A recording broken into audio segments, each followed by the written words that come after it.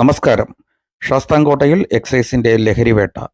മാരക മയക്കുമരുന്നായ മെത്താംഫിറ്റമിനുമായി 4 യുവാക്കൾ പിടിയിലായി. 4 ഗ്രാമിലധികം വരുന്ന മെത്താംഫിറ്റമിനാണ് ഇവരിൽ നിന്ന് പിടിച്ചെടുത്തത്. പിടിയിലായവരിൽ അജ്മൽ ഷാ, റമീസ് എന്നിവർ ഇതിനു മുമ്പും നിരവധി മയക്കുമരുന്ന് കേസുകളിലും കാപ്പ കേസുകളിലും പ്രതികളായവരാണ്.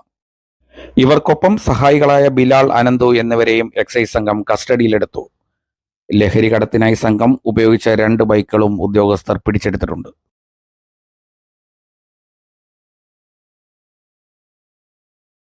ഇന്നലെ നടത്തിയ പരിശോധനയിൽ 4.934 ഗ്രാം മെത്താംഫിറ്റമിൻ, 2 ബൈക്ക് എന്നിവ കണ്ടെത്തിയിട്ടുള്ളതാണ്.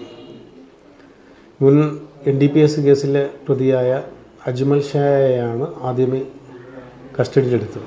ടിയാൻ തൊട്ട് അടുത്ത സമയത്ത് തന്നെ റിമാൻഡ് ആയതിൻ്റെ കാലാവധി അവസാനിച്ചതിനെ തുടർന്ന് ജാമ്യം കിട്ടി ഇറങ്ങിയ പ്രതിയാണ്. വീണ്ടും ഈ മയക്കുമരുന്ന് വിപണനം ചെയ്തു വരികയാണ്.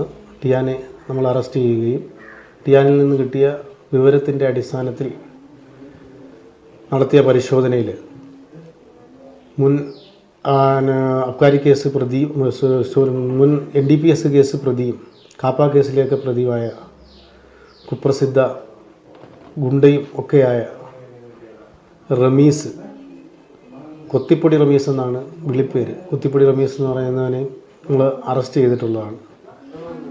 കൂടാതെ ഇവൻ്റെ സഹായിയായ ബിലാൽ, അതൊക്കെ ഇപ്പം പുതിയതായിട്ട് ഈ ഫീൽഡിലോട്ട് വന്ന ആളുകളാണ്. അപ്പോൾ ഇങ്ങനെ 3 പേരെ അറസ്റ്റ് ചെയ്തു. പിന്നെ ഇതിനകത്ത് വേറൊരു പ്രതി അനന്തു, അവൻ